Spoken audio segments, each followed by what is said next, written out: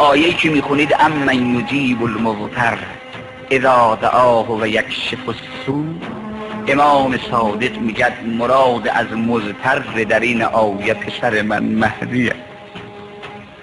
فرمود اون شب جمعه آخری که بناس فرداش بیاد، اون شب جمعه رو میاد مسجد کوفه، نماز مغرب و عشاشو میخونه. بعد از نماز عشا اینقدر دل پسرم درد دارد که صورتشو میذاره رو خاک. از بعد از نماز عشا تا طلوع فجر این چند ساعت هی اشک میریزد و داد میزند و میگد امن یجیب المضطر اذا دعاه و یکشف السوء. طلوع فجر که میشه جبرائیل میاد بشارت فرج بیاره. آقا پاش کجا میاد؟